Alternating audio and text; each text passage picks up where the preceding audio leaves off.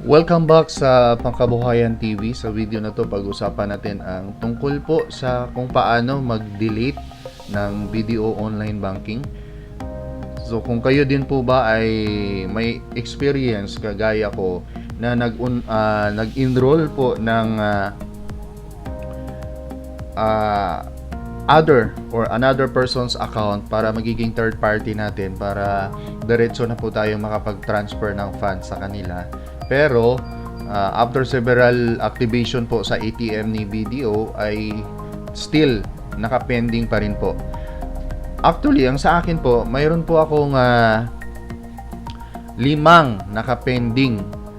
Successful naman po yung activation ko sa ATM. Pero nagtataka ako bakit nung chinek ko siya sa status ng aking enrollment ay naka-pending pa rin siya at hindi siya nalabas doon sa option kapag nag-send ako ng money sa kanila.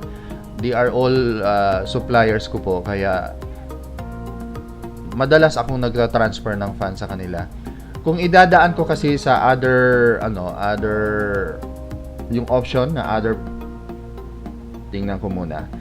Kung mag-transfer ka tapos idaan mo doon sa not enrolled to any BDO account, di ba ang maximum lang pong pwede nating i-transfer ay 50,000 per day. 50,000 per day. How about kung ang babayaran mo sa supplier ay more than 50,000? So hindi mo na kayang hindi mo na kayang bayaran siya. So magiging or malagay ka sa alanganin sa supplier mo. So kailangan mo talaga siyang i-enroll as third party person. Problema lang, yun nga, naka-pending siya. Tinawagan ko po ang hotline ng BDO at aware naman po sila na may ganung error sa system nila. Pero as of the moment, wala po silang magawa para ma-rectify or ma-address yung concern na yun. Nagbato ako ng concern sa kanila noong August pa. Then October na po ngayon. So hanggang ngayon wala pang feedback ang support ni BDO kung paano ito masolusyonan. Pero may isang solusyon na binigay nila sa akin na pinakamadali. At yun nga ang nung una naghisitan pa ako, pero later on naisip ko din na gamit ko kasi yung mga third party person na yun na kailangang ma-add sa aking third party person. So pumayag na ako at tinawagan ko uli ang hotline. Mayroon pong hotline ang BDO na toll-free. Gamitin nyo po kung mayroon kayong telephone. Pwede din cellphone. Kung hindi nyo po alam ang hotline, i-search nyo lang po BDO toll-free hotline. I-search nyo po sa Google or Google. Basta nasa Google po yan. Huwag po kayong basta-basta tumawag sa mga unidentified na mga numbers. Sasabihin naman pag tumawag kayo doon, i-welcome naman kayo na yun yung hotline ni BDO, and then may mga katanungan po sila. Unlike po sa mga hotline kuno na ginagamit ng mga scammer. So mag-ingat lang po. Disclaimer lang po. Yun dapat ang anuhin ninyo. Mag-ingat sa mga nagpapanggap din ng mga BDO employee. So, siguraduhin niyo po na ang natawagan niyo pong hotline ay yung sa BDO. So, malalaman niyo po 'yan pag sinagot na nila kayo, kasi paulit-ulit po yung boses ni Pia Wurzbach nandoon. So, 'yun na nga, madali lang palang magpa-delete ng online banking para mabago yung account mo. So, ang ginagawa ko, tumawag ako kahapon at pinadelete ko yung online banking ko. So, yun yung nangyari. Wala pang isang minuto, deleted na siya. Oo, deleted na siya.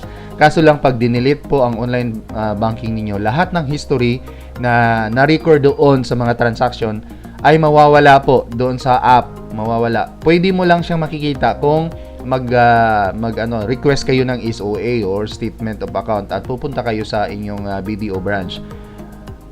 Pero sa akin, hindi ko naman kailangan yung mga history sa ngayon. Ang kailangan ko talaga ma-add yung yung third party person. So, pinadelete ko, and then after mga siguro wala pang isang oras, nag-register ako uli or nag-enroll ako uli ng aking account, and then pumunta agad ako sa pinakamalapit na ATM at inactivate ko yung new online banking ko. Ang bagong account ko sa online banking ay kailangan na hindi mo pwedeng gamitin yung previous na user ID mo at saka password. Oo, yun yung hindi pwede. Yung dating user ID mo at saka yung password, hindi mo pwedeng gamitin. Then, ang pwede mong gamitin ay yung email at yung cellphone number. Oo, yung email at cellphone number, pwede mo ulit gamitin. Pero yung user ID at saka yung password, hindi na po pwedeng gamitin. So, yun na nga, pumunta agad ako sa pinakamalapit na ATM. Pinakamalapit. Pero malayo po sa amin na ang pamasahe po sa bus ay 62. So, around 1 hour po ang biyahe nun. And then, yun, na-activate ko na siya. After 1 hour, sinubukan ko pong i-login yung bagong account ko at naka-login agad ako. Then, pagkatapos nun ay in-enroll ko po yung other account ko po sa BDO.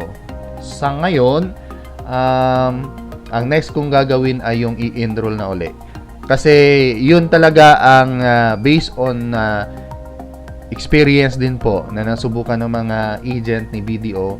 Once na nakapagbago or na new account na, automatic na wala na pong problema doon sa pag-a-add ng third party person. So yun yung gagawin ko today. Then pagkatapos noon, actually ang sinabi ni ang sinabi ni BDO agent ay after 24 hours pa.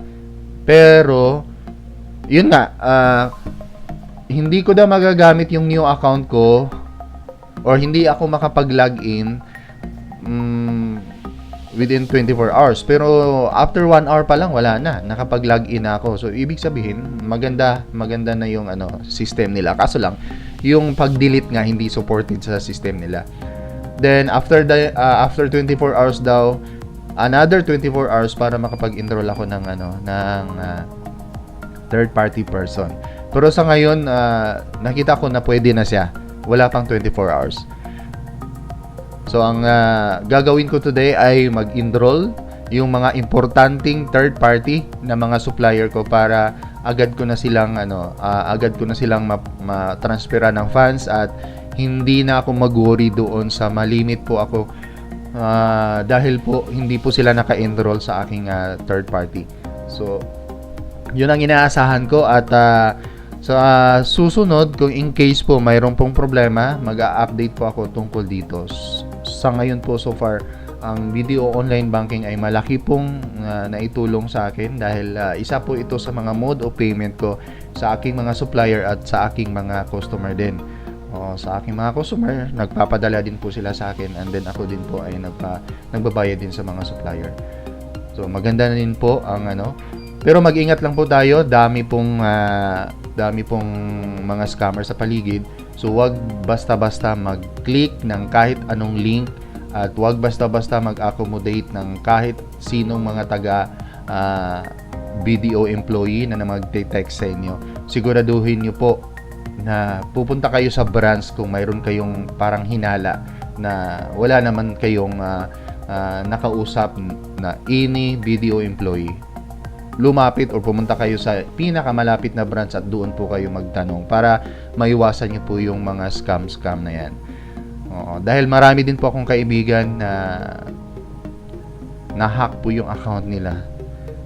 Hindi natin alam, baka sa phishing yun, pero alam naman natin na mayroong history doon sa hacking issue with BDO. So yun lang po. Kung nagustuhan niyo po ang video na to, paki-like and share, and then don't forget to subscribe Pangkabuhayan TV and hit our notification bell para palagi kayong updated sa aming mga bagong uploads. Maraming salamat po, hanggang sa muli. Paalam.